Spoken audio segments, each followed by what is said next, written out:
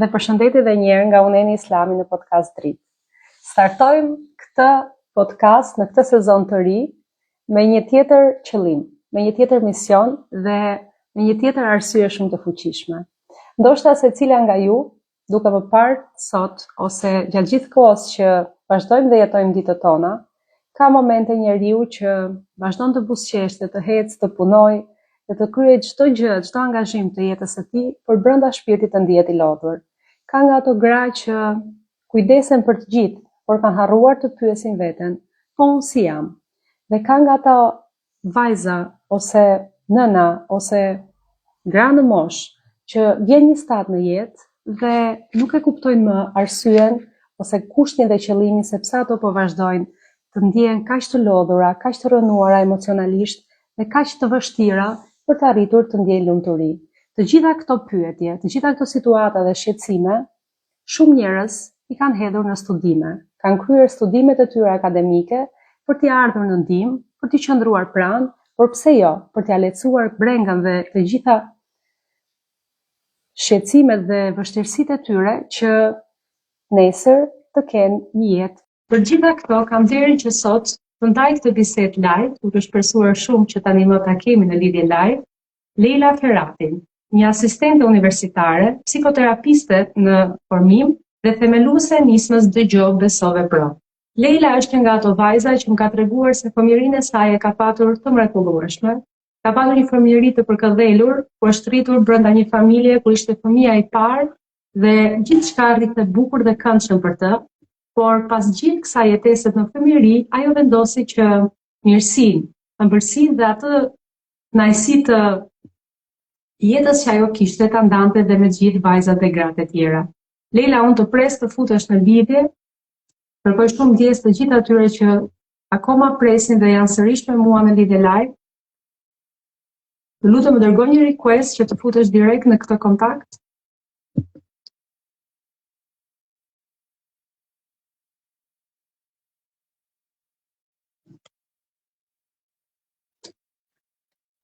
Unë ndërpreva një këtë lidhje duke shpresuar që të arrinim të bënim këtë kontakt nga e para, ashtu siç duhet. Ju kërkoj shumë ndjes të gjithëve ju që sapo na keni ndjekur ose keni qenë me mua dhe në lidhjen e parë.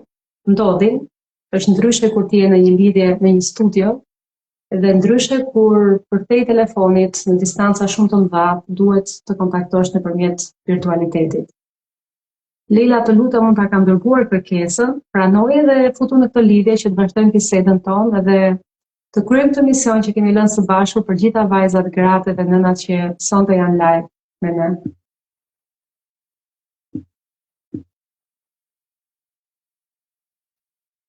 Ta kam dërguar kërkesën dhe të pres, Leila, që të futesh në këtë lidhje.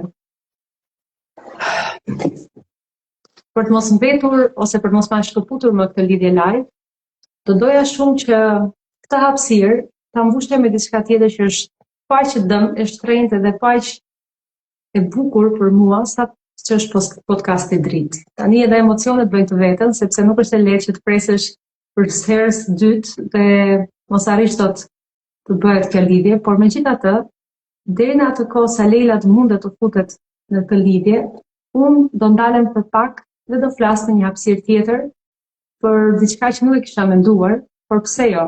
Duke qenë këtu në kontakt, të lexoj diçka nga botimi im i dytë, që është Kur zemra kthehet në shtëpi. Sinqerisht nuk e kisha menduar këtë pjesë.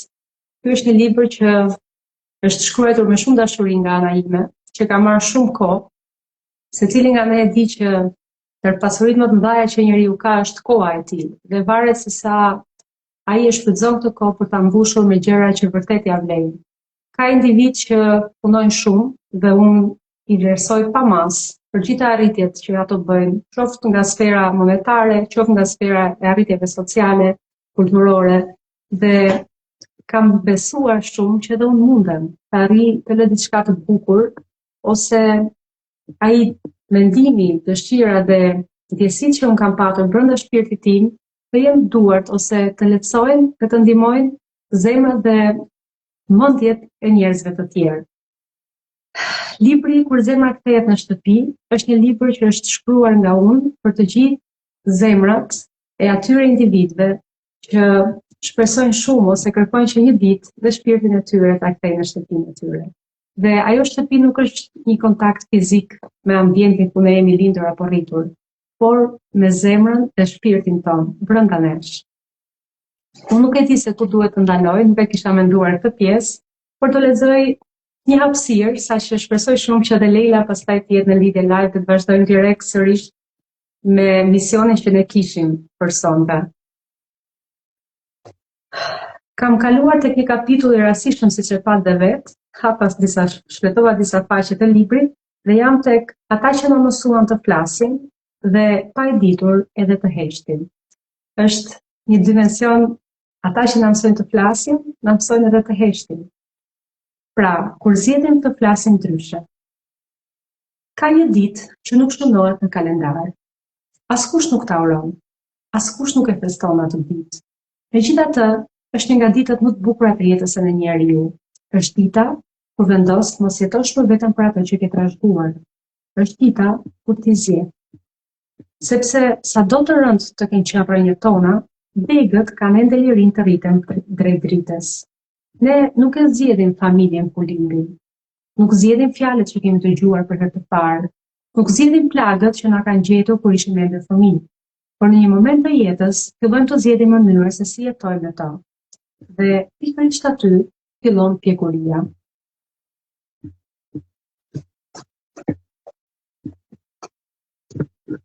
Jo kur nuk kemi më dhimbje, por kur dhimbja nuk është më ajo që drejton jetën tonë. Kam parë njerëz që kanë zgjedhur të bëhen prindër krejt ndryshe nga ata që kishin njohur. Jo sepse i urrejnë prindërit e tyre, por sepse i donin aq shumë fëmijët e tyre, sa nuk donin të ulinin të njëjta plagë. Kam parë burra që mësuan të thonin më fal. Edhe pse askush nuk e kishte mësuar këtë fjalë, por kam parë gjithashtu dhe gra që mësuan të thonin sot kam nevojë për ndihmë. Dhe pse të gjithë jetën kishin besuar se duhet ta mbanin botën mbi supe. Kam parë fëmijë që u bën të rritur dhe vendosën mos i edukonin më fëmijët me frikë, por me besim. Sa herë kam parë këto zgjedhje, kam kuptuar se shërimi nuk bën zhurmë. Ai fillon me një vendim të vogël, një fjalë të ndryshme, një përqafim më shumë, një britmë më pak, një dëgjim më të gjatë, një gjykim më të vogël, një lutje më të madhe. Ndoshta kjo është arsyeja pse besoj kaq shumë te komunikimi, sepse ai nuk ndryshon vetëm nga bisedat, ai ndryshon historitë. Një fjalë e butë sot mund të bëhet kujtimi më i bukur i një fëmije pas shumë vitesh. Një falje e kërkuar me përulësi mund të ndalojë një plagë që ndryshe do të kishte kaluar në një brez tek tjetri. Një e thënë jam krenar për ty, një të dua, një më fal, një po të dëgjoj, duken realisht si fjalë të vogla, por zemra nuk i quan kurrë të vogla. Ajo i mban gjatë gjithë jetës brenda saj. Ndoshta nuk do të bëhemi prindrit përsosur, as bashkëshortët më të përsosur, as fëmijë më të përsosur ndoshta nuk ishim. Dhe kjo është krejt në rregull, sepse dashuria nuk kërkon përsosmëri. Ajo kërkon praninë tonë. Kërkon sinqeritetin e shpirtit, kërkon gatishmërinë për të mësuar, për të pranuar kur kemi gabuar, për të filluar përsëri. Sa e bukur është kjo fjalë, përsëri. Ajo më kujton se Zoti nuk na jep vetëm një mundësi, na jep çdo ditë një mëngjes të ri. Një frymë të re, një fillim të ri, çdo ditë pas dite. Dhe ndoshta kjo është arsyeja pse nuk duhet kemi frikë nga e shkuara, sepse ajo nuk është vendi ku ne jetojmë, është vendi nga i cilin e kemi ardhur. Shtëpia jonë është ajo që ndërtojmë sot.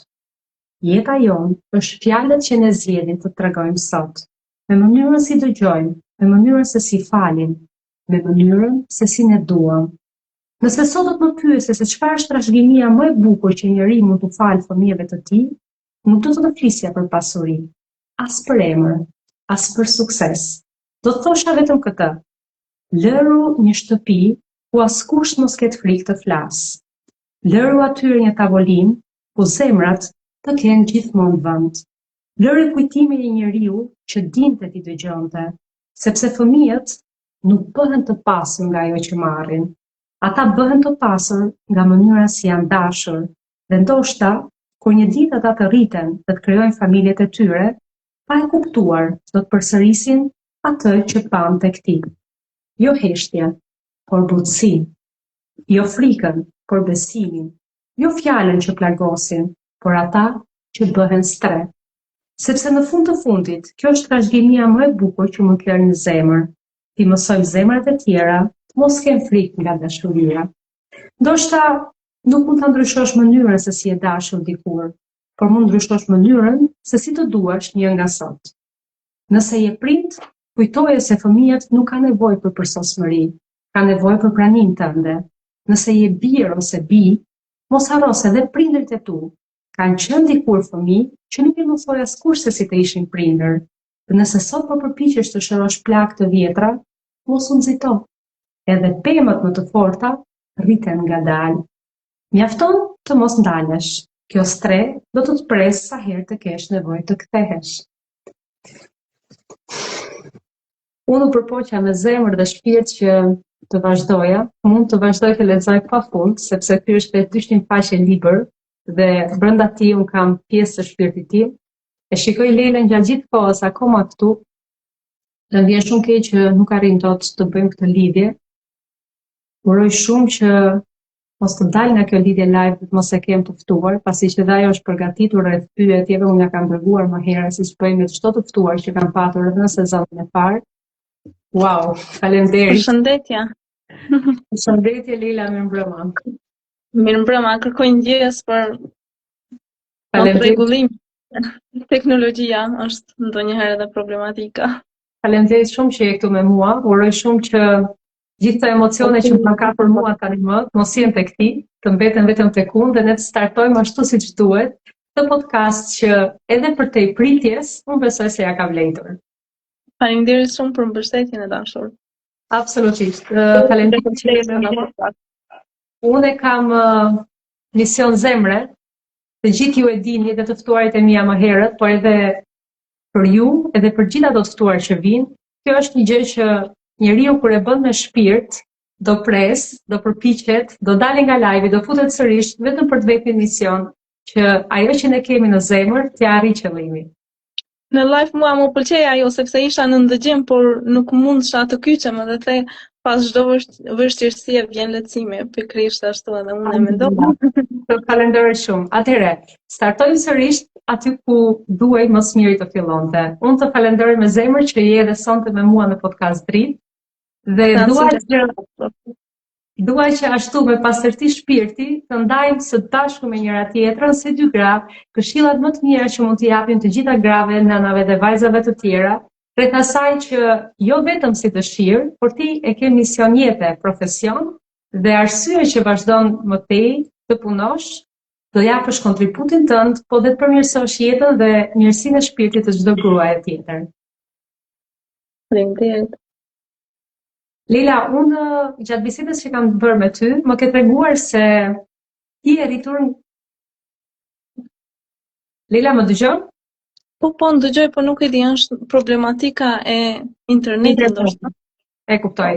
Atëherë, po të thoja Ini që më ke treguar që ke pasur një fëmijëri të mrekullueshme. Pyetja ime e parë vjen spontanisht, ashtu siç mund të pyesësh çdo kush. A mendon se fëmijëria jon, ajo e lumtura ose ajo fëmijëri me probleme, ndikon se si neve marrim jetën kur rritemi ose drejtimin që jeta jon merr në varësi të ndjesive dhe emocioneve që ka patur në fëmijërinë e hershme? Një pyetje shumë e bukur, por unë do të kisha dëshirë të rikthehesha pak më shumë në kohën e mëhershme, jo të titujt, jo të profesioni, jo të ajo që jam sot, por të ajo vajza e vogël që dikur e kishte një ide se një ditë do të fliste, faktikisht nuk e kisha idenë që një ditë do të flisja për psikologjinë, për psikoterapinë, për punën politikën sociale apo dhe për botën e njerëzit. Thjesht jam vajza e parë e familjes, e rritur në opaj të Kumanovës dhe jo vetëm e para e prindërve, por edhe në rrethin më të gjerë. Imagjinoje pak sa atë vajzën e rrethuar nga të gjithë, e përkdhelur, e rregulluar, e mbajtur si kukull. Ndonjëherë dikush dëshironte të më bënte fotografi, dikush incizime, dikush të më merrte në krah, dikush të më pyeste çfarë doja. Dhe pikërisht kur i marr sot ato video, ato fotografi, më duket sikur po shoh prova të vogla të realitetit emocional. Edhe ndalem të them, sa shumë dashuri pas ka pasur rreth meje. Prandaj e kujtoj këtë fëmijën si një porrall. Edhe sot në formimin tim psikologjik e shoh se këtë porrall e shoh në një formim me sy tjetër. Shoh se sepse fëmia nuk është vetëm ajo periudha kur ne luajmë, rritemi apo krijojmë edhe kujtime, por është edhe ai vendi kur e kupton që diçka ka filluar brenda teje, bota psikologjike, që sot vetëm se e kam unë si profesion, psikologjin, psikoterapinë. Të lutem, provoni një kamerën, mos është shkëputur tek juve, sepse nuk ju shikoj. Unë mendova se është një shkëputje e vogël, po jeni gjatë gjithë kohës vetëm me zë. Po mua më bën problem shkaku i internetit. Se e kisha problematik. Do të përpiqem ta provoj me patjetër. Të kërkoj shumë ndjesë, unë të ndërpreva nga një pjesë shumë e rëndësishme e fëmijërisë dhe kujtimeve tua, por do ishte shumë e këndshme që të dyja të shikoheshim me njëra tjetrën.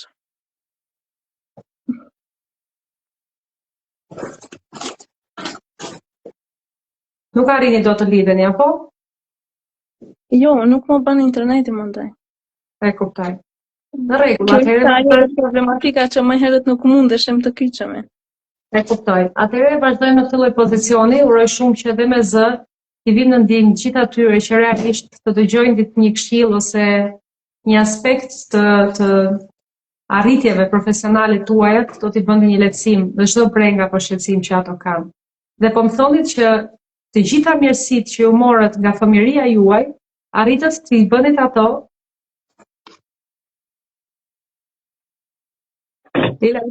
Po, më dëgjon? Po, pikërisht edhe kjo është në një farë mënyrë ajo pjesa themelore e sigurisë emocionale që unë e kam marrë. Kjo ishte edhe ajo mënyra asaj arsyes pse sot kur përball një person e ka me vështirësi nuk është aspekti tek se çfarë probleme ka personi, më intereson më shumë mënyra se çfarë ka përjetuar, çfarë e ka bërë të ndihet në këtë mënyrë, çfarë ka mësuar domethënë për veten, çfarë i ka munguar, çfarë ka ndodhur brenda këtij njeriu që është bërë ky që është sot. Prandaj kjo psikologjia më ka mësuar edhe ta shoh njeriu jo vetëm përmes mënyrës së sjelljes, por përmes kuriozitetit të historisë që qëndron pas sajna. Më herët nuk e dija se është ajo, nuk i kam ditë mënyrën e teorisë psikologjike, por thellë brenda meje dija të vëzhgoja, të maniqa nga historitë e njerëzve, edhe sot kur e shoh atë perspektivën e vajzës së dikushme dhe kësaj që jam sot, e shoh që thellë brenda meje ka ngel ajo. Edhe para se të mësoja ta studioja përmes psikologjisë, unë vetëm se e kisha mënyrën e kurreshtjes këto. Edhe kjo ishte ajo mënyra që tamam ndërlidhi dhe përpiqem ta jap këtë tek personat, tek klientat, tek personat që kanë nevojë të ndihen të parë pa pasur nevojë të performohen ose të jenë të dëgjuar pa pasur nevojë të kenë justifikime, si dhe të kenë një hapësirë për një çast që ato mos kenë nevojë të fshihen, por thjesht të jenë vetvetja. Është kjo ndërlidhja faktikisht ajo që dikur urret duke u parë me dashuri, sot përpiqem ta jap këtë dashuri thellësisht tek njerëzit që mua më rrethojnë, sidomos tek aspektet psikologjike, psikoterapeutike që unë i punoj. Vjen shumë mirë për këtë. Eni doja të bëja një pyetje që është më e thjeshtë akoma për të kuptuar, por dhe për të gjetur veten çdo grua, nën apo vajzë që na ndjek. Çfarë ndodh realisht me një grua kur thotë se unë nuk e di se çfarë kam, por nuk jam mirë? Në aspektin profesional e kam fjalën të këndvështrimit tuaj profesional në situata të ndryshme kur ata vërtet e ndjejnë se rëndim psikologjik, rëndim emocional dhe rëndim i vazhdueshëm i stresit ose pa përballimit të normalitetit ndikon në anën e tyre emocionale. Unë mendoj se kjo fjali meriton të merret ndoshta edhe shumë më seriozisht, Sepse jo çdo dhimbje vjen me një emër. Njeriu nuk thot jam në ankth, sepse nuk e din, por thot jam i lodhur. Nuk thot po kaloj një ngarkesë emocionale, por shumë herë thot se unë nuk kam nerva për asgjë. Nuk thot e mënyra kam humbur interesin për kënaqësinë, por thot nuk po më bëhet vonë për asgjë. Dhe këtu duhet ta mësojmë ta dëgjojmë faktikisht jo vetëm me fjalë, po me atë mënyrën e ndryshimit tek personi, sepse një fjali faktikisht që është nuk jam mirë, mund të jetë ndoshta edhe të jesh një moment i vështirë, por edhe mund të jetë një sinjal faktikisht që diçka brenda thellë ka nevojë për vëmendje. Zakonisht në punën time nuk pyes se çfarë diagnoze ke ose çfarë ka ndryshuar, por zakonisht e vështroj me atë mënyrën që ajo gruaja që zakonisht qohej me energji, a nuk po qohet dot nga shtrati? Vetvetiu vjen mënyra e aspektit terapeutik mandej, ose ajo mënyra që ajo që kënaqej më gjerë, me gjëra do me thënë edhe të vogla, a nuk po e ndjen sot kënaqësinë? Ajo që po fliste, a është e tërhequr? Ajo që po flen më mirë, a nuk po flen dot sot? Pra simptomat nuk i shoh si të shkëputura nga jeta, i shoh domethënë si një ndryshim fiziologjik në funksionimin e njeriut. Edhe shumë herë vjen edhe ajo mënyra se mjaft shpesh por duhet të jem shumë i kujdesshëm për këtë. Vjen faza e mënyrës së lodhjes, stresit, faza e ndjesisë së keqe në të vërtetën, edhe këtu vjen ajo pika se a duhet vërtet të jetë një thirrje për ndihmë? Pikërisht, kjo është pyetja që unë do doja të shtroja pas pyetjes parë që të bëra. Pra realisht, kur neve mund ta dallojmë, pra si e dallojmë një periudhë të vështirë nga një gjendje që kërkon ndihmë profesionale? Secila nga ne, jeta ka shumë sfida, vështirësi dhe sprova të mëdha për çdo individ. Kur duhet ne ta kuptojmë ose të jemi të vetëdijshme se tani më unë këtë breng ose këtë kamuflim të vazhdueshëm të çdo ndjesie negative nuk mund ta kaloj më e vetme, por më duhet një mbështetje ose një ndihmë profesionale.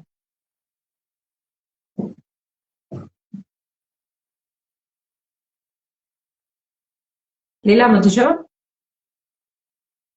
E dashur edhe një herë mund të ma thuash pyetja? Patjetër. Si e dallojmë ne një periudhë të vështirë nga një gjendje që kërkon ndihmë vërtet profesionale? Pra, po të thoja Edi që secila nga ne në përditshmërinë e jetës tonë kemi situata të vështira, fatkeqësi, momente të rënda dhe normalisht të gjitha këto ndikojnë në aspektin tonë emocional dhe psikologjik. Kur një grua ose një nën duhet të jetë e vetëdijshme dhe ta kuptojë se këtë situatë në cilën tani më ndodhet nuk mund ta kaloj më e vetme, por i duhet të shkojë dhe të kërkojë ndihmën tuaj profesionalisht. Si pyetja është pyetje shumë e bukur dhe më pëlqen si të dalloj një periudhë të vështirë nga një gjendje që kërkon ndihmën profesionale. Unë dëgjues do t'u jepja 4 pyetje shumë të thjeshta. Sa zgjat? Sa e fortë është? Sa po më pengon në jetën time? Apo përmirësohet apo po më thellon më shumë? Dhe do të shtoja edhe diçka shumë më të rëndësishme. Nuk është vetëm kohëzgjatja ajo që ka rëndësi. Një simptom mund të jetë mjaft shqetësuese dhe më herët, por meriton shumë vëmendje. Pra nuk është një formulë këtu matematikore, është një vlerësim i personit, i historisë, i ndikimet, i gjendjes që ka për jetën, për botën, për natyrën. Dhe të gjitha këto janë pika që këto dallohen pasi individi vjen tek ju, apo secili individ duhet i bëjë këto pyetje tek vetja e tij. Pra, sa gjatë jam unë në këtë situatë? Si ndjehem, si e marr ditën që ka nisur sot? Të gjitha këto pyetje mundet një individ vetë t'i kryejë tek vetja e tij apo realisht ndihma profesionale duhet për të arritur në këto konkluzione? Po mendoj që nuk duhet të presim të thyhemi, por të kërkojmë ndihmë. Faktikisht, nëse është mënyra e shëndetshme, sepse ndodh një lodhje dhe ti e din që nëse pushon rikthehesh në normalitet, por nëse kjo eskalon në situatë, atëherë do me thënë nuk duhet të presim të thyhemi që të kërkojmë ndihmë. Dhe do të thotë qa jo. Ne kemi një ide shumë të gabuar te kjo pjesa e ndihmës, që nuk po funksionojmë, ose sikur vjen ajo mënyra e provova gjithçka, u rrëzova, nuk po përballohem. Në psikoterapi nuk duhet të jetë vetëm dhoma që gjithçka të shembet, është edhe momenti i hapësirës për ta kuptuar veten, për të punuar me aspektet e shëndetshme, me mënyrën e lumturisë, e gëzimit, me njohjen e vetes. Edhe Carl Rogers e thot kot shumë mirë në procese terapeutike, e vendos në qendër marrëdhënien ku njeriu duhet të jetë i dëgjuar, i kuptuar, i pranuar, i pareduktuar vetëm tek problemi. Kjo është një aspekt shumë i rëndësishëm, sepse ndonjëherë njeriu nuk ka nevojë që dikush t'i thojë çfarë të bëj. E rikthem në asë çfarë po më ndodh mua me këtë situatë. Si mund të jetë një grua që sforcon veten e saj çdo ditë e qeshur në disponim të familjes, duke kryer çdo punë që ajo e ka angazhimin të saj të përditshëm, por kur vjen mbrëmja, ajo ndihet e zbrazët, e pafuqishme dhe kupton se realisht në shpirtin e saj nuk ndjen asnjë arritje ose kënaqësi shpirtërore.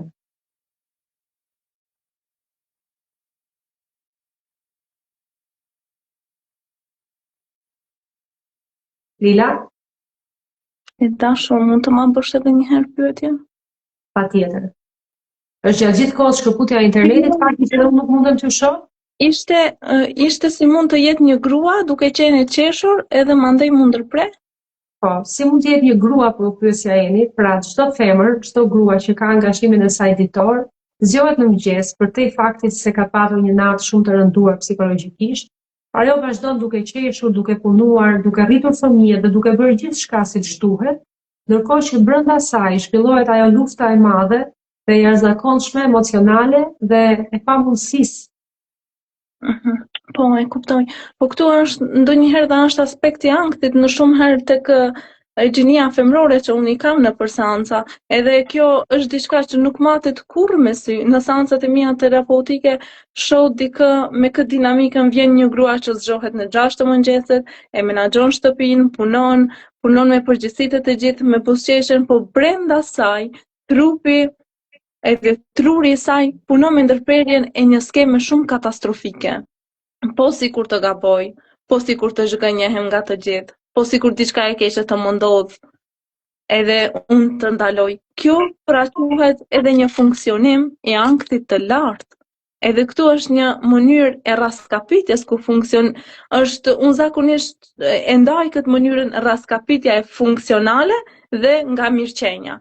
Kjo grua këtu nuk funksionon sepse është e qetë, por sepse është në gjendje të mbijetesës, kur ankthi fshihet, do me thënë tek këto gra, ankthi fshihet nga mënyra e perfeksionizmit, nga mënyra e mbi kontrollet, edhe ajo nuk thot kam frikë, por kontrollon punën çdo 3 herë në ditë ose punon në një diçka, ose nuk thot po ndjej pasiguri, por merr përsipër çdo përgjegjësi. Edhe hulumtimet këtu të OBSH-s e konfirmojnë se gratë preken zakonisht te kjo pika e rregullimit të ankthit pothuajse shumë pesh se sa gjinia e kundërt. Pikërisht sepse sepse profesioni social për të mbijetuar në rolin e gruas së fortë, vjen ajo mënyra si ta quaj, nuk ankohet kurrë. Është e jashtëzakonshme sepse çdo sjellje që sot duket si super forcë, shpesh fshihet mbas asaj vajzës ose asaj gruas që përpiqet të ndihet e sigurt. Ndonjëherë ajo që faktikisht i mban të gjithë rreth vetes është pikërisht personi që ka nevojë për urgjencë. Edhe unë zakonisht me shumë ngrohtësi pyes, po ti si do të ndihesh kur të piken dritat dhe mbetesh vetëm me veten? Këtu bllokojnë. Në këtë pyetje bllokojnë. E kuptoj. Pra secila nga ne është më e mira e mundshme që t'ja bëjmë këtë pyetje vetes para se të arrijmë në atë stadin më të vështirë akoma. Pra si ndjehemi ne secila kur dritat fiken, të gjithë largohen dhe ne mbetemi vetëm me veten, apo jo? Pikërisht po. Këtu bllokohen. Uroj shumë që të gjitha vajzat, gratë dhe nënat që na ndjekin ta dëgjojnë këtë këshill, sepse është një këshill jo nga një individ i zakonshëm, por nga një individ i specializuar në fushën e psikoterapisë. Dhe realisht unë flas gjithmonë dhe them duajeni veten, bisedoni me veten, mundoni të bëni sot kisha bërë një video të thjeshtë, por që realisht më vjen vetë qeshja kur thash që të ndritjen e stinëve, neve ndryshojmë garderobën, ndërsa mendimet, ndjesitë, emocionet që mbajmë brenda trurit tonë, harrojmë, nuk i japim aq shumë vëmendje që ti ndrojmë. Dhe ata realisht kanë më shumë rëndësi se gjithçka tjetër. Absolutisht po. Të sistemojmë mendimet dhe ndjesitë tona. Lila, pyetja ime e radhës që është shumë e rëndësishme gjithashtu është, si mundet një grua kur ka një rrahje shumë të shpeshtë zemre, kur ndjen frikë, tension, kur ka mendimet pafundme në kokë, apo kur i vjen ajo ndjesia e ankthit, panikut si rast rreziku, ta përballoj ose të bëj diçka që është mënyra më e shpejtë e mundshme të dalë nga ajo gjendje në format ose kushtet e shtëpisë ku ajo ndodhet. Pra, kemi një rast kur një nën shikon fëmijën e saj të gjakosur pas një incidenti që u vra, ose një debat i mundshëm që ndodh në familje, ose një situatë e vështirë ku një grua me rëndesë të madhe psikologjike ndodhet aktualisht në një situatë akoma më të rëndë. Çfarë duhet bëj realisht në ato momente? Unë i quaj minuta kritik. Pra, psikoterapist, po quaj minutat kritik. Po, pikërisht unë i quaj kështu. Okej. Edhe objektivi i parë i punës terapeutike nuk është ta luftosh. Edhe shumë herë me klientat e punoj që nuk ke nevojë ta luftosh, sepse këto është forcimi. Apo edhe ta zgjidhim ankthin në atë ndjesinë e rrahjes së zemrës, e frikës, e tensionit, e mendimeve të pafundshme, por të mos e ushqej me atë rrethin vicioz të alarmit. Kjo është e rëndësishme. Në seancë u shpjegoj gjithmonë klientëve se si krijohet kjo stuhia emocionale. Trupi, domethënë, lëshon një valë të natyrshme adrenalinës, zemra rre shumë më shpejt, mendimet janë të turbullta edhe bëhet një interpretim katastrofik. Shumë herë brenda seancës i ndëgjoj klienta duke thënë po posoj diçka shumë të rëndë. Ose më mbrin përmes mesazheve duke më lënë, unë po vdes, unë po çmendem. Trupi alarmohet dy fish, domethënë me këto simptoma, nëse ne mrrim ti ndëgjojmë. Edhe kur i tregoj këto momente domethënë kjo është një mënyrë që tregon se këto momente nuk mund të bëhet një debat i mendimit racional. Edhe zakonisht sepse truri është në modalitetin e mbijetesës këtu. Edhe nuk ka efikasitet procesi, domethënë, i mënyrës racionale në aspektin psikoterapeutik. Ndërhyrja e parë që i dërgon sinjal fizik sistemet nervor janë ato minutat që faktikisht përpiqem ta bëjmë tokëzimin, aktivizimin e sistemit parasimpatik ose e mënyrës së vetë dialogut. Çka do të thotë kjo te mënyra e tokëzimit në mënyrën fiziko-sensorial? Për shembull, i kërkoj të ndalojnë çdo lëvizje, t'i ngulin këmbët në mënyrën e tokës që ta kenë tokëzimin në tokë, të jenë të shtrënguar dikund, të kenë sy që të mund të vështrojnë, domethënë, për rreth dikund 2-3 objekte. Ky veprim, domethënë që e shkëput mendjen nga kaosi atyre skemave të brendshme, e kthe në mënyrën e fizikës së momentit real. Ndërsa një metodë tjetër është edhe aspekti i mënyrës frymëdhjes, që është ti thajrin me hund për 4 sekonda, nxjerr për 6 deri në 7 sekonda.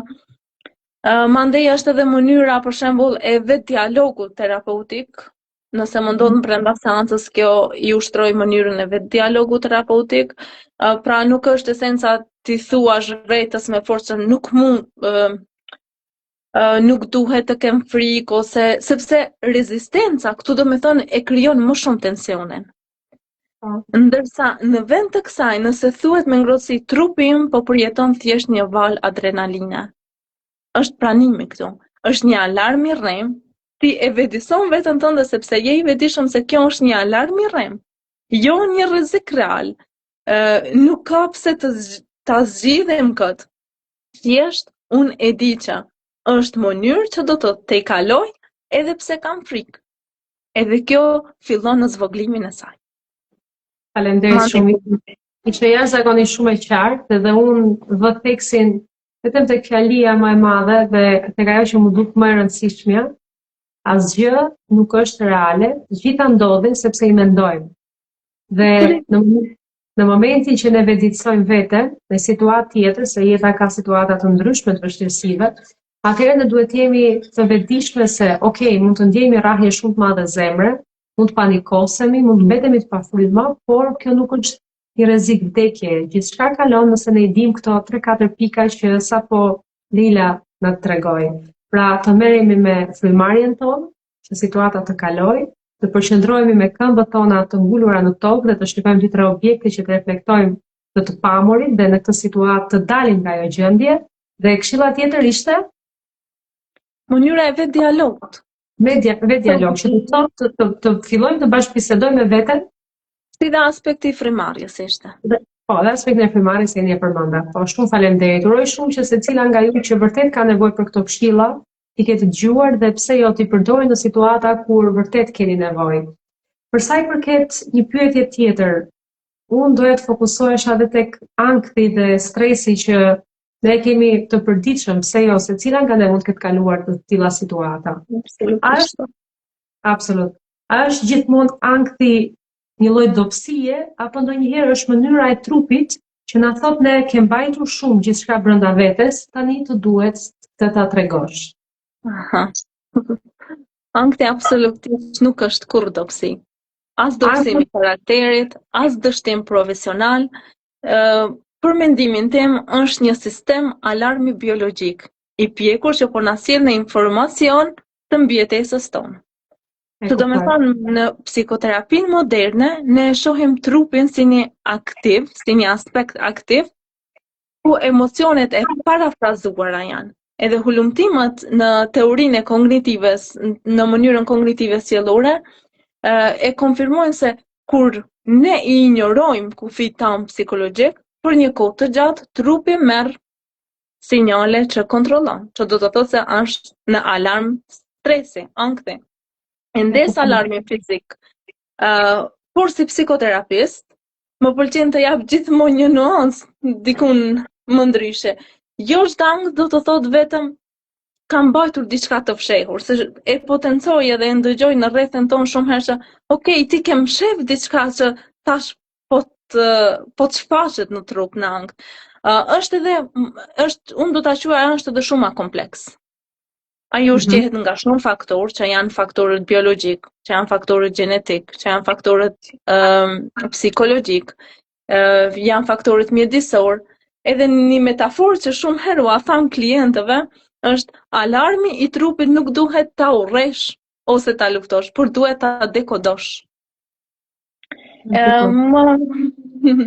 Më kujton kjo dhe një shembull me seancat e mia terapeutike, ku vjen një klient edhe më thot me hapi, nuk pe kuptoj as pak se pse po më kap ky ankthi të tmerrshëm.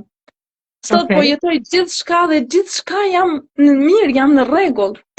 Edhe kur filloj të gërmoj me ato strukturat e përditshme, hulumtimet, zbuloj aty shumë herë ose konkretisht e rastin në fjalë të klientja, dolën modelet e vjetra, ku ishte ajo mënyra asaj nuhantjes së nevojës se çdo kush tjetër ka harruar, do me thonë, mënyrën e nevojës primare të vetës. Edhe në këtë rast, e harron vetën faktikisht. Është për të tjerët. Edhe në këtë rast, ankthi nuk është armiku. Ankthi është miku më i ashpër, por është më besniku i trupit tënd. Që po të thret faktikisht, edhe shumë herë unë e parashtroj edhe e baj atë mënyra se si po jeton, ose mënyra apo e konsumon veten që nuk është e përballueshme për organizmin tënd. Shumë e goditur, shumë e vërtet, por mbi gjitha dhe shumë e dhimbshme, sepse realisht ose është rastësi që pyetja që pasonte ishte pikërisht tek përgjigjja që sapo më dha.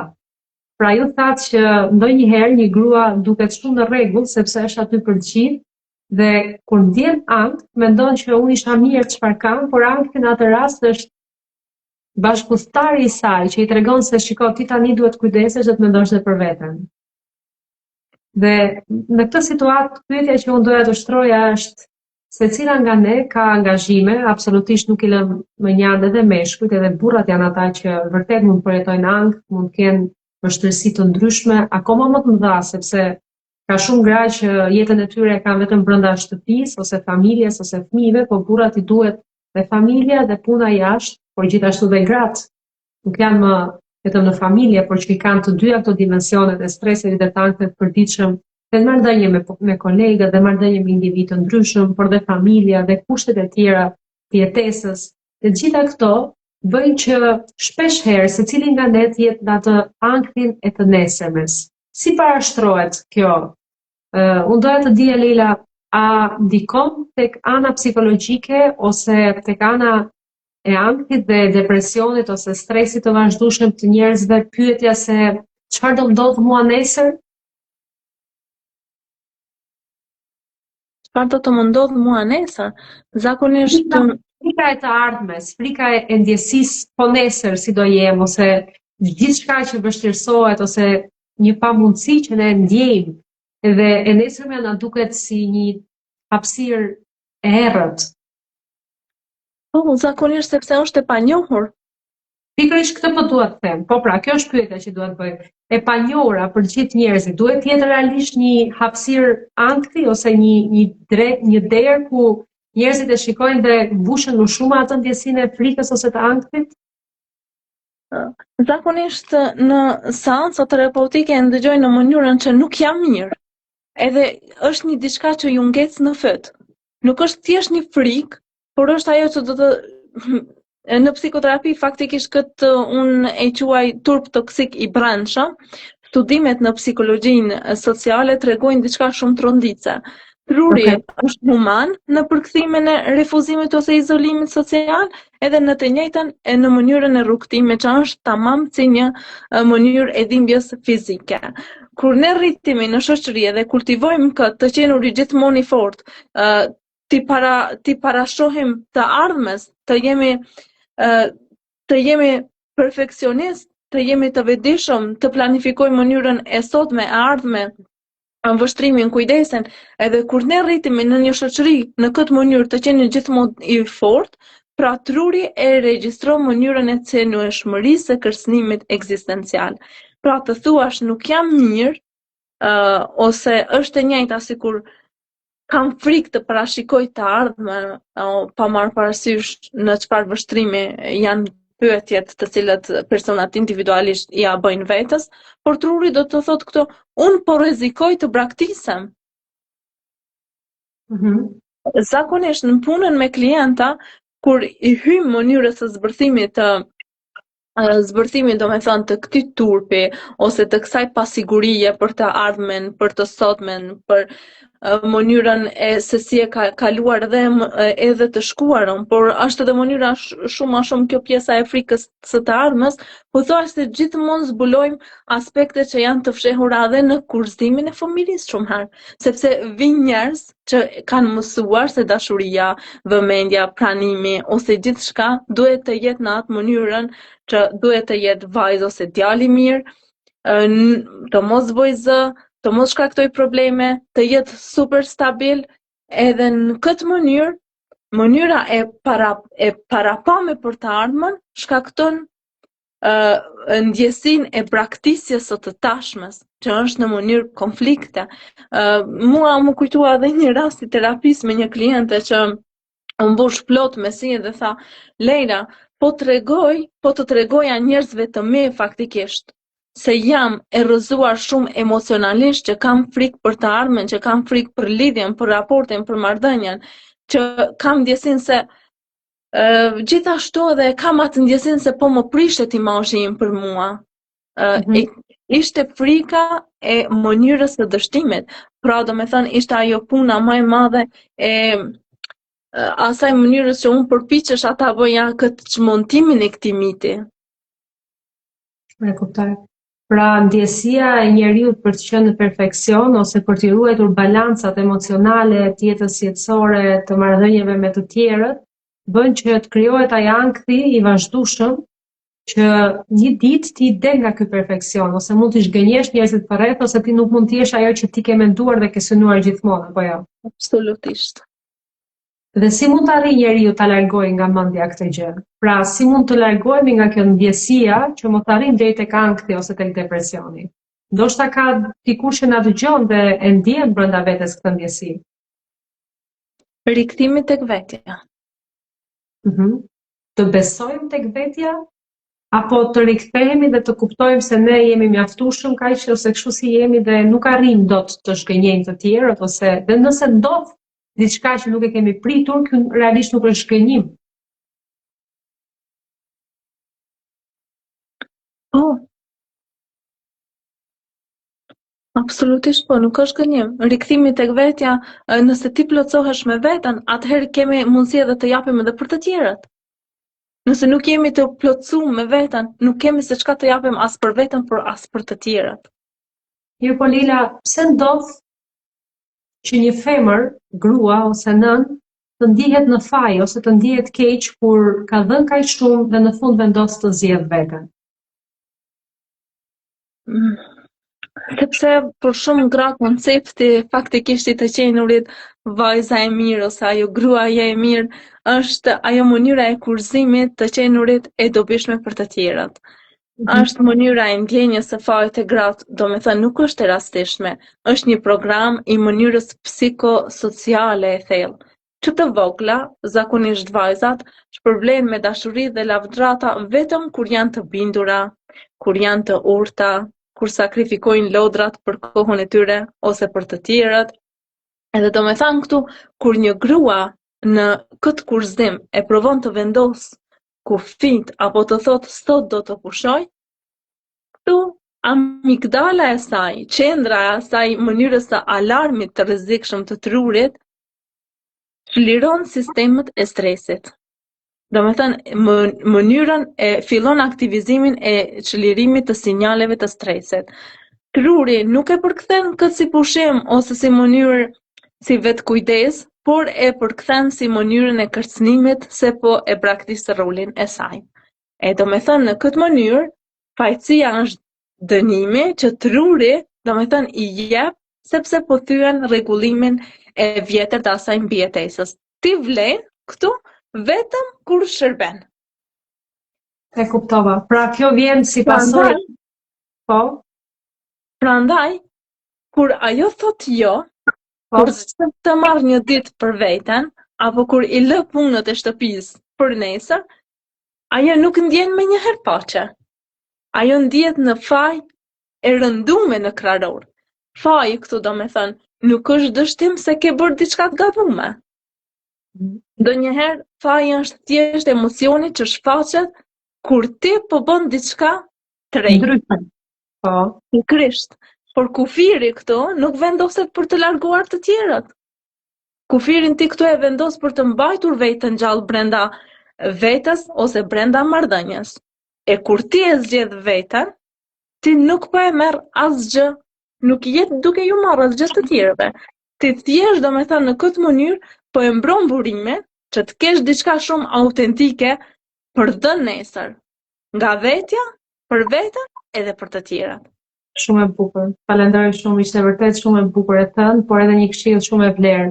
Pra realisht, kur një femër lodhet dhe arrin atë situatën dhe momentin që thotë tani më mua më duhet pak kohë për veten, nuk është duke rënduar ose duke lënduar askënd përreth. Është duke u përpjekur të shërojë, të kujdeset dhe të mirëmbajë shpirtin e saj. Por ndodh Leila që jemi vazhdimisht për shumë kohë. Pra, pyetja është, çfarë ndodh kur për vite të tëra një grua thotë më parë të gjithë, pastaj unë?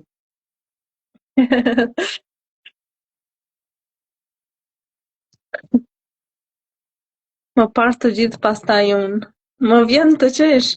Në fillim kjo duket faktikisht si një sakrificë shumë e bukur, ose se jetu dhanë dashurinë maksimale, pastaj kthehet në zakon të përditshëm.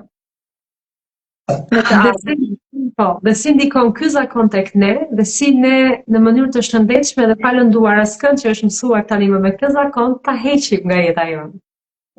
Ndërsa dikur më vonë, po, kjo tjetërsohet edhe në identitet. Dhe në fund, kthehet në një burg, do ta quaja burg, psikoemocional. E kur gruaja këtu mësohet të vendos veten të fundit në radhë, trurit saj, do me thënë këtu fillon të zbatoj atë që në psikologjinë e quajmë aktivizim i vetë sintonizimit. Ka do me thënë kjo, ajo fillon të injoroj sinjalet në bazë të trupit, mireceke të shty pushimin, sepse ende ka punë. Ta gëlltit zemrimin, sepse nuk do të krijoj konflikte. Nuk kërkon kur ndim, edhe gjatë gjithë kohës nuk ka problem, sepse i bëjon të gjitha. Hulumtimet këtu tregojnë se kur ne i shtypim nevojat tona emocionale për periudha të gjata, trupi mbetet i bllokuar në një gjendje hiperstresi kronik. Që do me thënë se kortizoli i lartë këtu fillon të gryjë sistemin imunitar, ajo që gjua nuk na thot dot me fjalë, këtu trupi fillon edhe flet me simptoma. Rregullimet hormonale, migrena, kokëdhimbja, dhimbje të barkut, dhimbje të shpinës, e tjera, e tjera. E këto shpërthime, do me thënë, nuk vinë gjithmonë me bujë. Absolutisht. Ajo shfaqet si një irritim, fillimisht i pasinqert me njerëzit, masanej vjen si tërheqje e heshtur në marrëdhënie, tërhiqesh në çdo raport, apo vjen edhe si një ndjesi e boshllëkut ku asgjë nuk jep kënaqësi. Absolutisht. Shumë e vërtet. Dhe si mund të arrihet të dalësh nga kjo situatë për të mos arritur deri te kjo zhbofësia e shpirtit pastaj për gjithçka që bën dhe mos ndihesh kurrë mirë me veten? Nuk pe aprovoj, po psikoterapia është një ndër aspektet shumë të favorshme edhe të nevojshme në kohët e sotme. E kuptova. Pyetja tjetër që jeni kam është si e dallon një grua dashurinë nga varësia emocionale? Dallimi këtu dallimi më i madh mes dashurisë dhe varësisë emocionale nuk mbetet te intensiteti i ndjesisë, për mendimin tim, por te përjetimi i asaj mënyrës autonomisë kundrejt fuzionet. Që do me thënë se në dashuri unë të dua dhe zgjedh të jem me ty.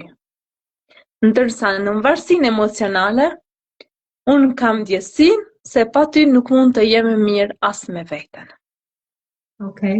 Ose pa ty si e thoj dot kemi dëgjuar shumë herë. Pikërisht këtë ndëgjoj edhe unë shumë. Çështja vendimtare nuk është se sa shumë e do ndikon, por çfarë ndodh në sistemin tënd nervor kur ai person nuk është i pranishëm.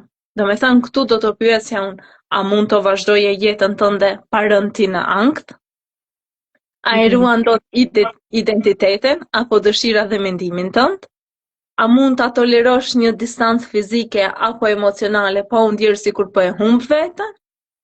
Një hulumtim, kërkimet janë të doktor Helenit, të cilat tregojnë mënyrën e varësisë emocionale ku tregon se aktivizimi i sistemit, do me thënë të shpërblimit dopaminoenergjisë në përthamën e trurit, është e njëjta sikur me mënyrën e substancave, pra varësia e emocionale, emocioneve është në barazi me ndjesinë e substancave.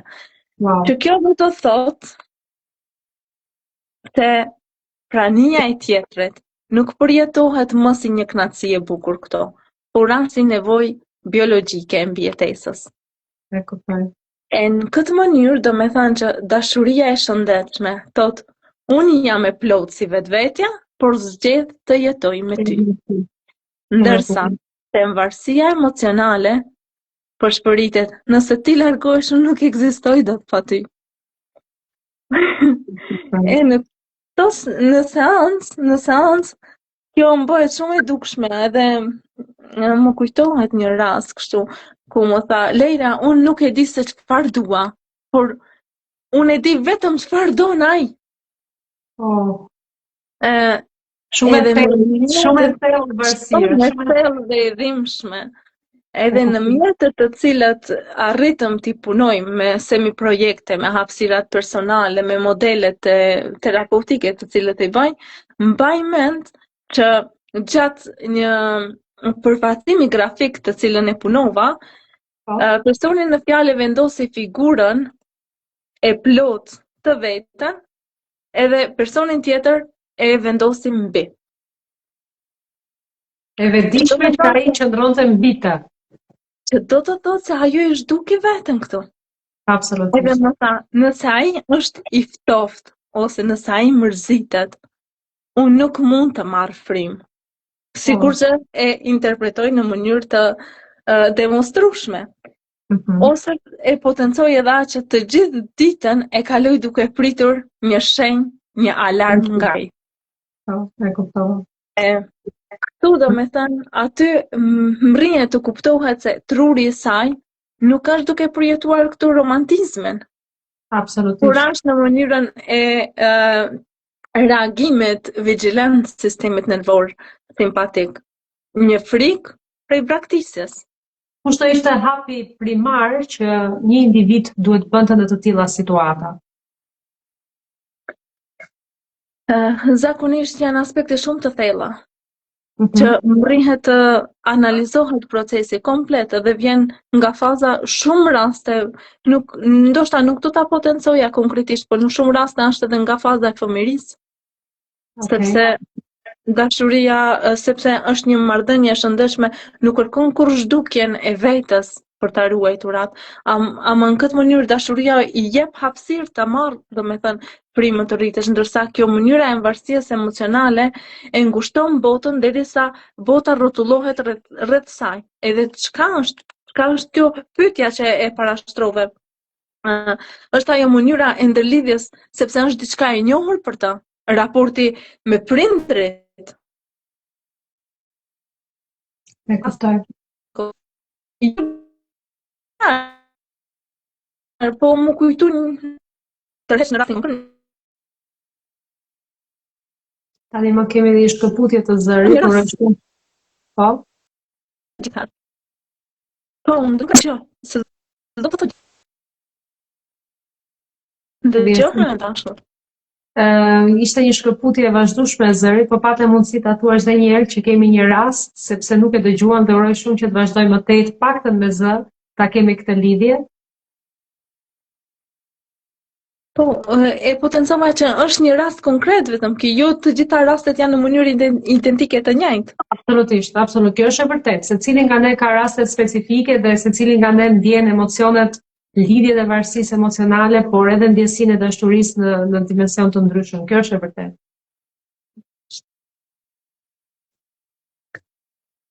Për sa i përket aspektit emocional, Edi doja të pyesja gjithashtu dhe pse njerëzit qëndrojnë ndonjëherë në marrëdhënie që i lëndojnë dhe kur e dinë dhe janë të vendishëm se ata lëndohen. Një pyetje shumë e bukur. Falenderoj. Por jashtëzakonisht keq kuptohet shumë. Prandaj ne duhet që ta sqarojmë ose ta vëmë atë pikën ndiji për ta kuptuar pse jemi të vetëdijshëm se nga kjo marrëdhënie lëndohemi, por vazhdojmë ta ndjejmë atë rëndim dhe të durojmë.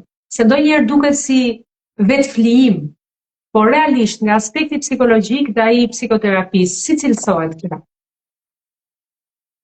E kam hasë dhe e kam ndëgjuar dhe tek njerëzit edhe më ka habit shumë fakti duke i thënë tjetrit, nëse e di që po të bën keq pse nuk po largohesh.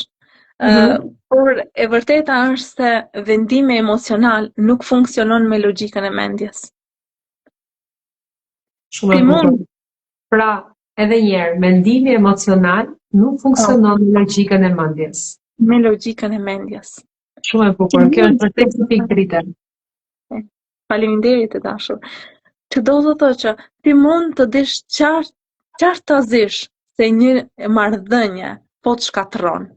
Edhe prapë të jesh në lidhje me të, me çdo fije të qenjes tënde. Në psikologji, kjo njihet si një lidhje në bazë të traumës. E cila mbështetet mbi parimin e përforcimit dhe ndërprerjes.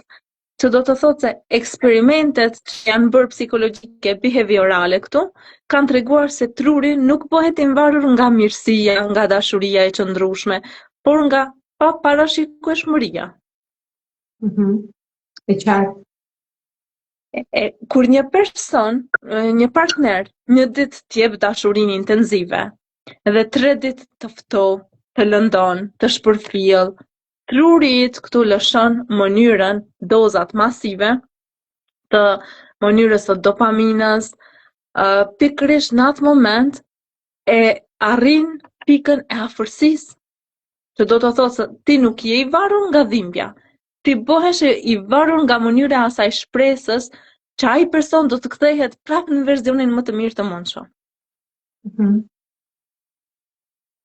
Kur e analizojmë faktikisht këtë historinë me klientat përmes mënyrës së gjenogramave ose të punës së strukturave të fëmijëve, shoh shumë qartë se është faktikisht edhe truri adult që e përzgjedh partnerin e sotëm, nuk e përzgjedh partnerin e sotëm për shkak të mënyrës së rastësisë, por është edhe mënyra e asaj, mënyrës së subkonsciencës së saj, që përpiqet ta ribëjë një skem të vjetër që ajo e ka përjetuar vetëm se më parë.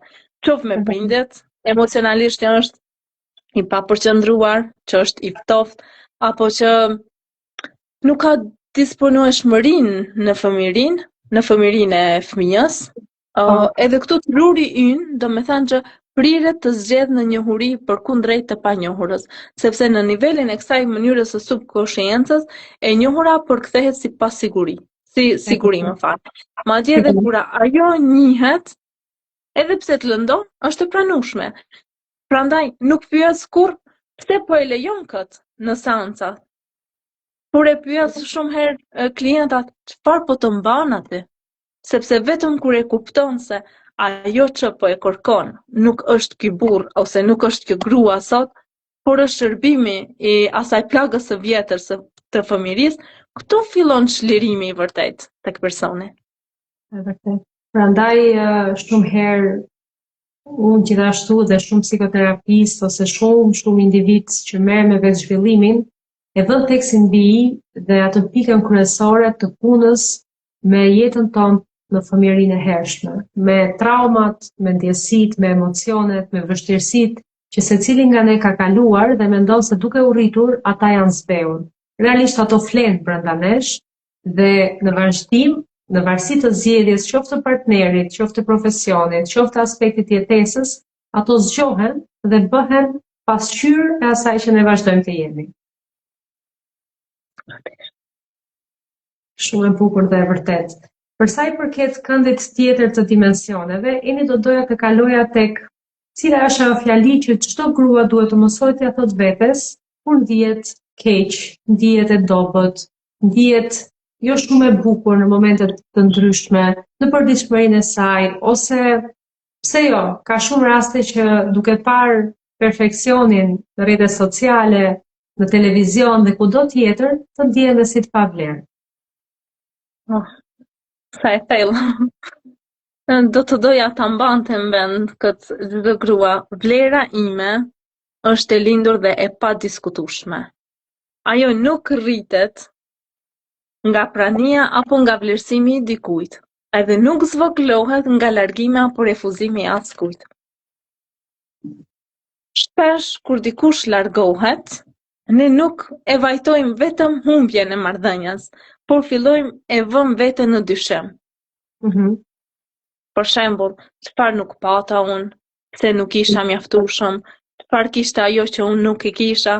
Prandaj sa herë që ky dyshim për veten kërkon të marrë timonin e jetës sënde ose të kthehet te ndjesia e pavlerës për veten, unë do të sugjeroja një parathënie që unë nuk kam nevojë të performoj, të sakrifikoj, apo të zvogloj veten për të merituar dashurinë, respektin apo hapësirën time.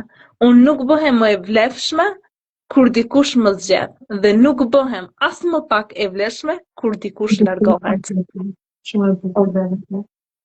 Unë doja kërkoja çdo gruaje, çdo vajze, çdo nënë, çdo individi që na dëgjon, nëse nuk ka mundësi që këtë ta thotë shpesh me veten, ta shkruaj te pasqyra çdo mëngjes që të zgjohet dhe të shikojë atje për të largë.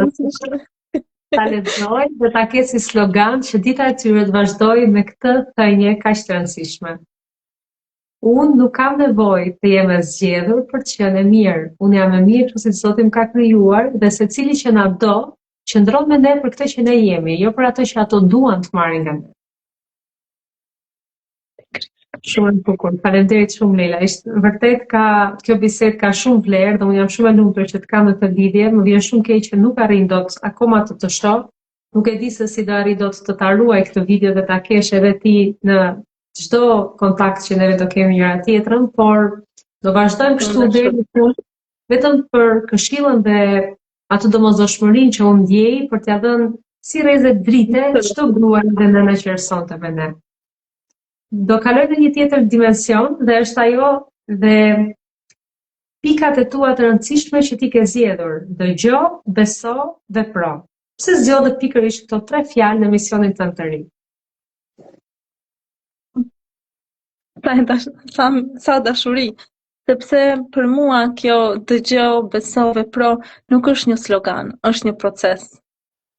Okay. Edhe ka një arsye pse jam pikërisht kështu të radhitura. Kam parë në punën time me njerëz se shpesh ne duam të fillojmë menjëherë tek aspekti vepro. Duhet të largohem, duhet të ndryshoj, duhet të bëhem më e fortë, duhet të filloj nga e para, por në pyetje më e rëndësishme vjen ajo: a e ke dëgjuar veten? Sepse nuk mund ta ndryshosh diçka që nuk je në kontakt me ta. Prandaj dëgjo, do t'i ndaj në kategori këto, dëgjo, beso, vepro.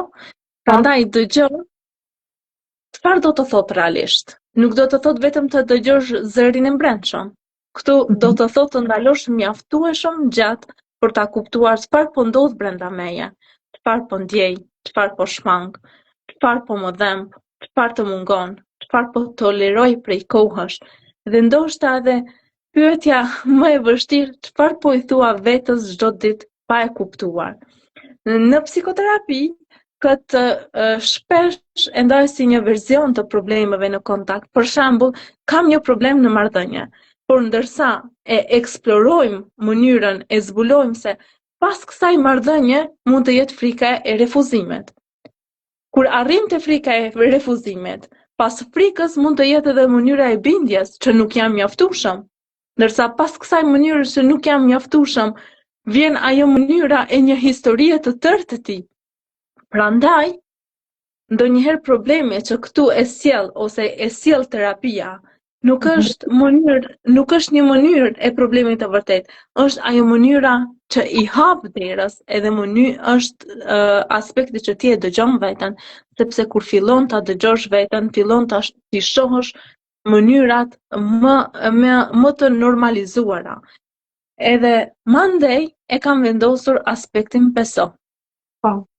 Pastaj, kjo për mua nuk fillon me atë mënyrën e ndryshimet, sepse nuk mund të kuptosh veten edhe të përdorësh besokët, mund domethënë ta dish çfarë po të bën keq, edhe prapë të mendosh se unë nuk mundem. Mund ta dish se meriton ndoshta më shumë, po prapë të kthehesh te ajo që ti po të lëndon. Kjo është një domethënë prej arsyeve pse vedia vetëm nuk mjafton ose nuk beson. Duhet të fillosh domethënë këtu ta ndërtosh marrëdhënien e re me veten, jo një besim i verbër. E qartë. Unë mund të bëj gjithçka, por një besim më realist dhe më i thellë. Edhe unë nuk e di ende se si ta bëj, por do ta mësoj. Në punën terapeutike, kjo është shumë e rëndësishme. Nuk dua që një person brenda seminarit të largohet, ose brenda terapisë ose seminarit të largohet duke më thënë psikologja foli shumë mirë ose ishte shumë e fortë në këtë. Dua të largohem me atë mënyrën që ka marrë përvojat konkrete, që i tregon vetes se mund ta përballojë gjën, që më parë dikur iu ka duk që është diçka e papërballueshme. Vetbesimi këtu nuk ndërtohet vetëm duke i përsërit vetes fjalët e bukura, por ndërtohet duke filluar tek personi që i jep vetes mbështetje. Kur të i kalohet kjo, mandej e kam vendos fjalën vepra. Kjo do të thotë se, sepse këtu nuk mjafton ta kuptosh, duhet ta zgjedhësh. Dhe thotë shmëri ndonjëherë është thjesht një jo, ndonjëherë është një kufi, ndonjëherë është një kërkesë për ndihmë, ndonjëherë është të fillosh diçka që e ke shtyr prej vitesh, ndonjëherë është ajo ndoshta edhe vendimi për të mos vazhduar në mënyrën e jetesës së dëmshme, edhe kjo ka shumë rëndësi në sjellje, sepse të kuptosh është mënyra e aspekteve automatikisht të ndryshimit. Prandaj vepro është pjesa ku vedia bëhet zgjidhje. Edhe pikërisht do me thënë kjo ishte ajo ideja e seminarit tim, për krah punës individuale me njerëz, gjithmonë kam pasur dëshirë të krijoja një hapësirë ku njerëzit të mos vinë vetëm për të dëgjuar për ligjërata, për diçka motivuese, por doja që personi të largohet nga diçka jo se e potencova, jo se foli bukur, por të thot vetes, sot kuptova diçka për veten time dhe mund ta shoh me një sy të ndryshëm. E kuptoj. Për sa i përket dëgjimit, që të arrijmë pastaj dhe tek veprimet. Shpesh herë ka individ që e vazhdojnë jetën e tyre duke dëgjuar këshillat e të tjerëve, duke dëgjuar mendimet, duke dëgjuar udhëzimin qoftë të prindërve, të partnerit. Pse jo në një moshë të rritur shumë nëna dëgjojnë pastaj dhe fëmijët. Unë realisht pyetjen e kam në aspektin qoftë emocional, por dhe atë të psikologjisë. Çfarë duhet më shumë ti individi të dëgjojë? Zërin e të tjerëve apo atë zërin e tij të brendshëm? Faktikisht do të thoja zërin duhet ta mësojmë këtu ta dallojmë zërin ton nga zëri që i kledhur se ne jo e quajmë zëri im, në fakt mund të jetë zëri Edhe njerë Leila të lutem se është shkëputur totalisht tani me interneti dhe Eni nuk të dëgjoj as me audio. Të lutem edhe njerë nga fillimi nëse ke mundësi. Po, patjetër e dashur.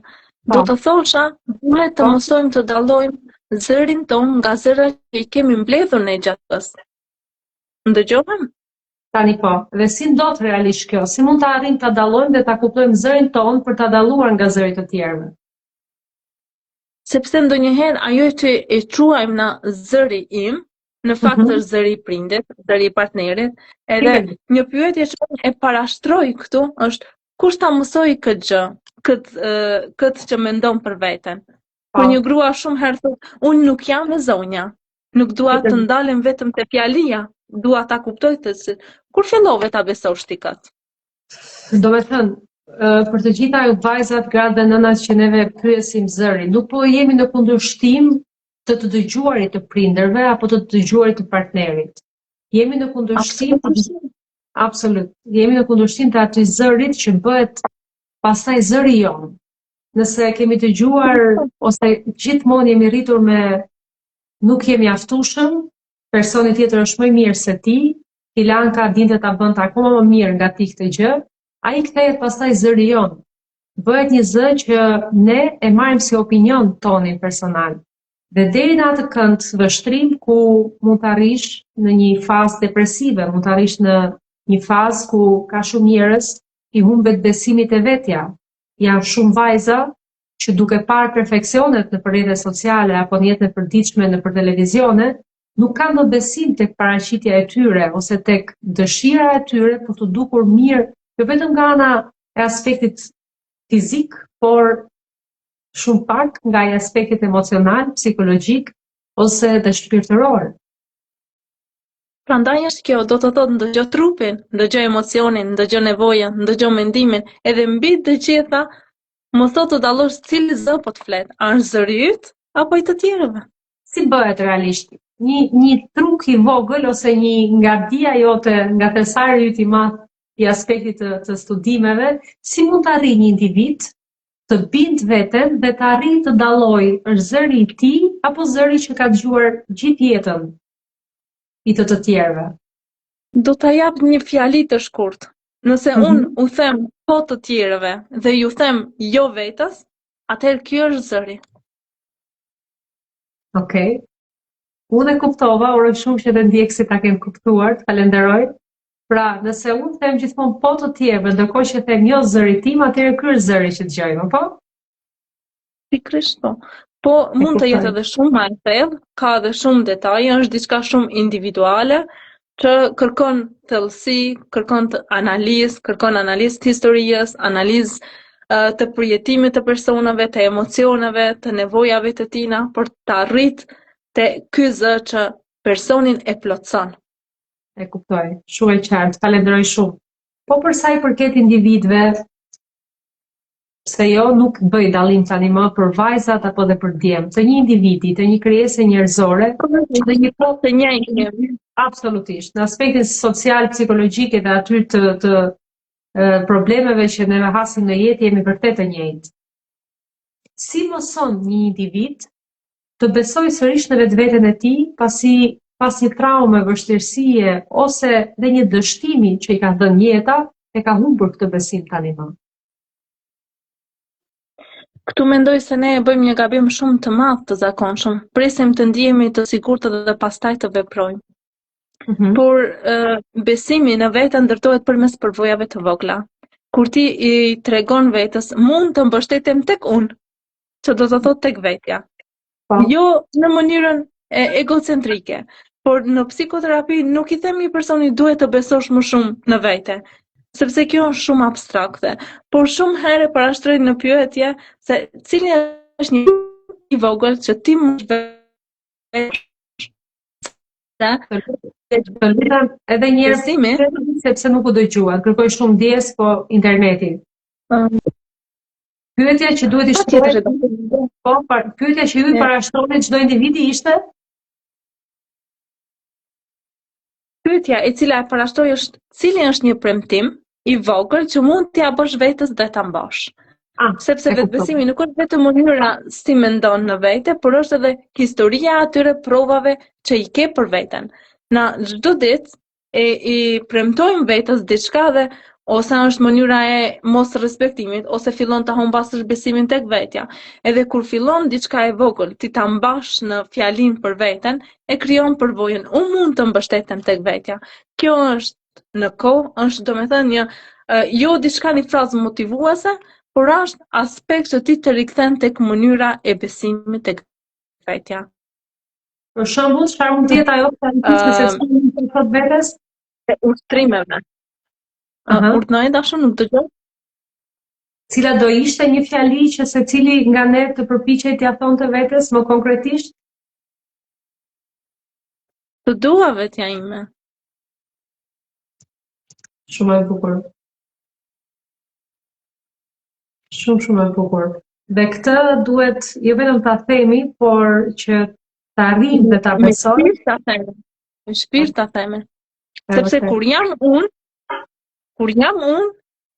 jam punët e mia, është familja ime, është marrëdhënia ime, është shkollimi im, është profesioni im, ndërsa kur unë stopoj, ngelin të gjitha. Shumë e bukur dhe vërtet.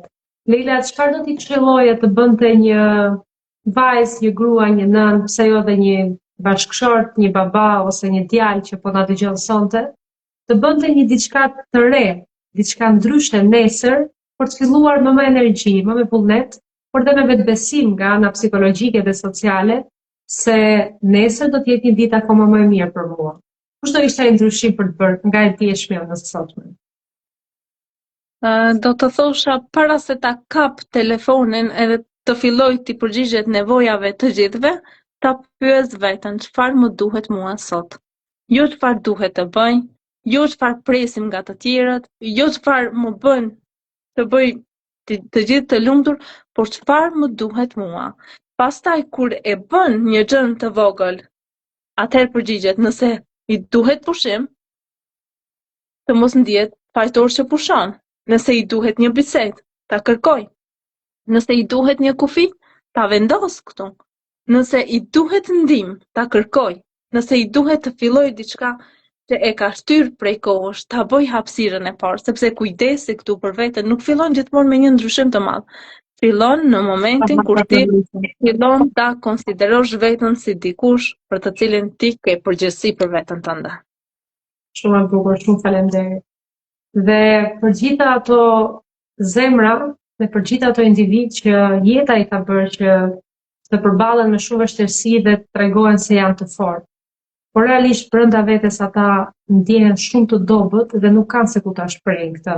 Kush do të ishte këshilla e një psikoterapiste në këtë individ? Nuk do të thosha buho e fortë. Sepse ndoshta edhe vetë problemi I saj është pikërisht nga fakti që ka qenë e fortë. Por do të thosha, nuk e pse ta bindësh askënd se je mirë.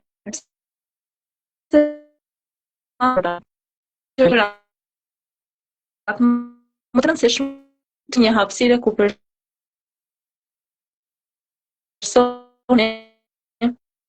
nuk ka nevojë më të pra nevojë të shkënjur perfekte, edhe kjo është të fushë nuk nisja e mjaftë, nuk ka nevojë këtë përgjigje, nuk ka më të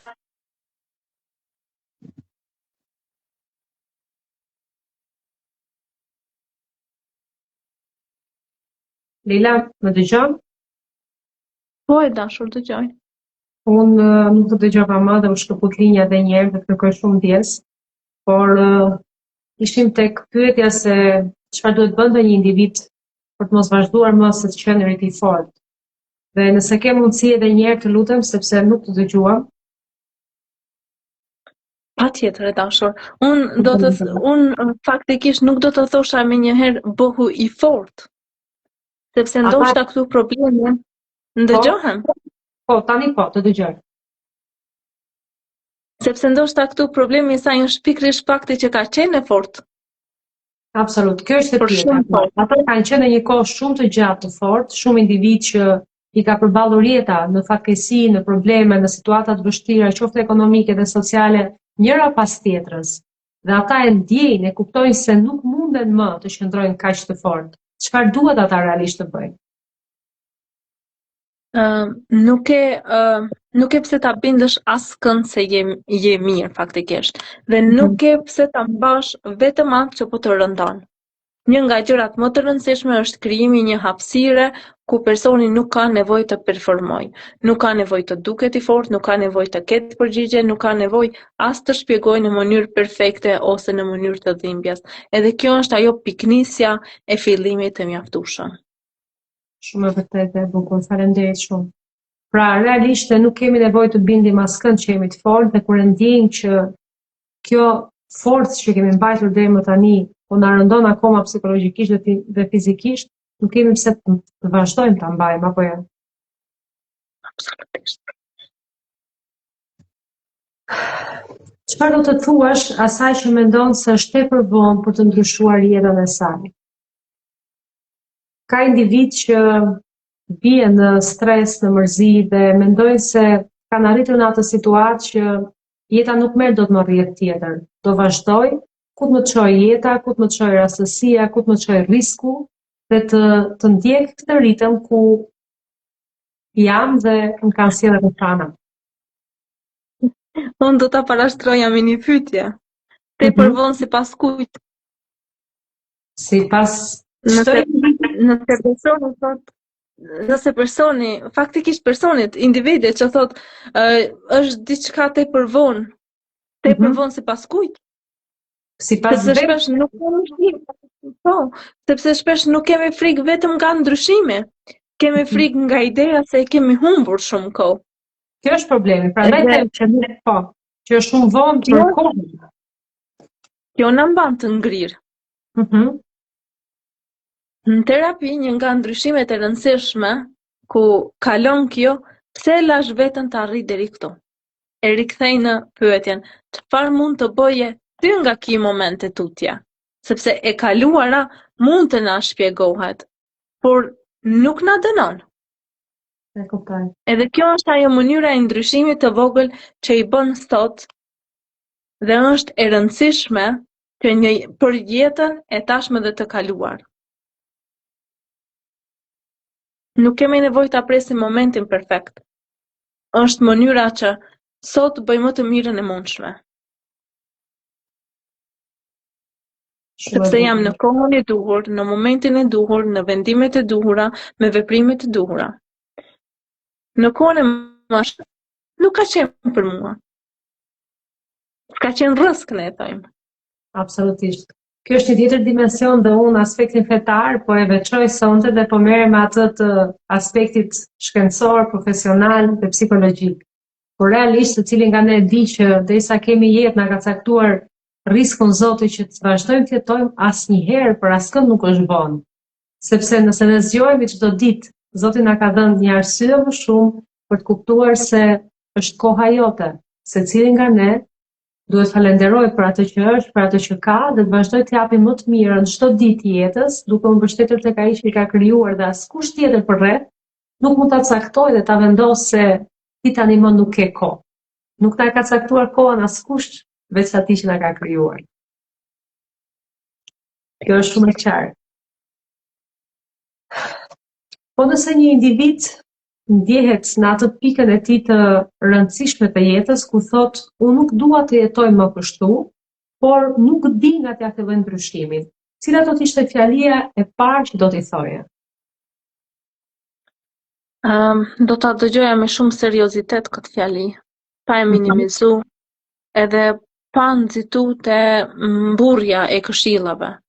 Por do të shkoja në analizë më thelluese dhe do ta pyesja, kur thua nuk dua më të jetoj kështu, çfarë është pikërisht ajo që nuk mund të vazhdosh më? Sepse kjo na ndihmon, domethënë këtu ta kuptojmë problemin konkret. A është mënyra se si po jeton? A është mënyra e marrëdhënies? A është një proces i vazhdueshëm? A është domethënë lodhja që ju është grumbulluar? A është një ndjesi e boshllokut?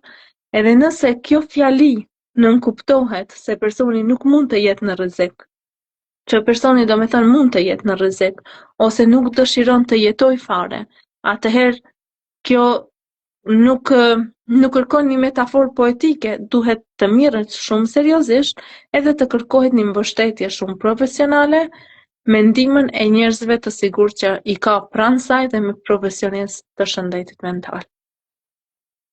Por si një këshill ose suport që mund t'i japi secili që i rrethon kur e shikojnë dhe e kuptojnë se realisht është në këtë fazën se nuk do dhe nuk kërkon më të jetojë në këto kushte dhe situata që është.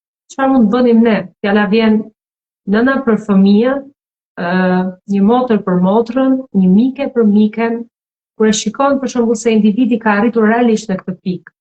Kush do ishte fjala ose këshilla që ju si psikoterapiste do ta jepit ne si individ të thjesht për t'ia dhënë atyre që na rrethojnë, që kemi pranë vetes? Në mënyrën më të thjeshtë të mundshme, do ta bëja me vëmendje, t'i jepet vëmendje, sepse kur reagon në atë mënyrë ose kur e potencon fjalinë që nuk dua të jetoj, faktikisht personi kërkon vëmendje. E kuptoj. Leila, a shërohemi ne realisht ndonjëherë në këtë jetë nga plagët tona, apo mësojmë të jetojmë me to, duke u përpjekur të bëjmë diçka më mirë nesër? Unë nuk do ta përkufizoja këtë mënyrën si shërim, po do ta potencoj si proces, sepse në psikoterapi nuk kemi klientë që janë të sëmur, janë të gjithë të shëndetshëm. Por është një vijë delikate këtu, edhe shumë herë e potencojnë që nuk më dhem asgjë. Okej. Kjo do të thotë është një pritshmëri jo realiste. Domethënë ky proces është kur ajo që ka ndodhur nuk është më në timonin e jetës time. Mund të kujtosh dhe të mos reagosh si dikur. Do të thotë mund të ndjesh dhimbjen edhe të mos mendosh se duhet të ikësh prej saj. Ose një shembull tjetër, mund të ta ndjesh atë mënyrën e modelit të vjetër dhe prapë të zgjedhësh ndryshimin. Që do të thotë se kjo lidhje edhe me atë që ne e shohim në psikoterapi, ndryshimi nuk është gjithmonë një zhdukje e mënyrës emocionale. Shpesh është ajo mënyra e ndryshimit të marrëdhënies që e kemi me atë emocion. Më ka ndodhur ajo, por unë nuk mund ta zgjedh. Çfarë bëj me atë që më ka ndodhur? Kjo është ajo pika e ndryshimit shumë i madh, sepse historia mbetet pjesë e jetës, por nuk është pronari i së ardhmes tonë. Ne e caktojmë. E vërtet. Unë të falenderoj me zemër për të gjithë këtë bisedë të këndshme. Uroj që secila që na ka ndjekur sonte të ketë marrë një përgjigje zemre një përgjigje profesionale, por pse jo dhe si femra femrës, për ato brenga, shqetësime dhe realisht pjesë të jetës që secili nga ne ka përjetuar dhe i përjeton. Dhe në fund, do doja që na lije një këshill zemre për podcastin ton dritë, në aspektin tënd profesional, por dhe atë të tjetuarit, si Leila, duke ju drejtuar një mikeje, një vajze, një gruaje që do dëgjon sonte, se kush do të ishte mesazhi i dritë që ti transmeton për ato që të ndjekin. Ndoshta këtu nuk do të thosha diçka profesionale, por personale. Atë po Faleminderit. Unë nuk besoj se drejta është gjithmonë diçka që ne e gjejmë. Ndonjëherë mund ta krijojmë, ndonjëherë domethënë mund ta krijojmë hapësirën që ta shohim, sepse ajo ekziston aty. Sepse kur njeriu është këtu i mbi ngarkuar, drita është aty, por zhurma e madhe na pengon. Prandaj për mua, drita fillon me një ndalesë, me një moment kur ne përpiqemi të jemi, nuk përpiqemi domethënë të mos jemi gjithçka, kur e dëgjojmë veten, kur e pranojmë atë që është, edhe pastaj e rikthej në pyetje ndaj vetes, cili është hapi im i radhës. Kur bota bëhet kaq e zhurshme sa çdo gjë duket shumë kaotike, dritën e gjejmë tek rikthimi, tek e vërteta somatike, tek ajo ndjesia e qetësisë së brendshme, tek ajo mënyra e aftësisë për të ndalur, për të hequr dorë çdo maskë profesionale, sociale, edhe për të bërë ajo dëshmitarja e pranueshme vetëm e procesit tim, e procesit tënd. Edhe kjo jo rastisht është ajo që unë e them dëgjo, beso, vepro. Dëgjo veten, aq sa ta kuptosh ku je. Beso, aq sa të mos mendosh se aty duhet të mbetesh përgjithmonë. Dhe vepro, aq sa të fillosh të krijosh një rrugë tënde. Të re.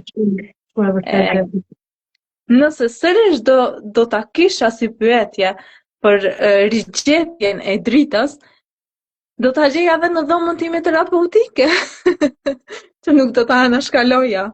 Kur shoh çdo ditë njerëz që arrin të rindërtojnë vetveten nga copat shumë të thyeshme të tyre.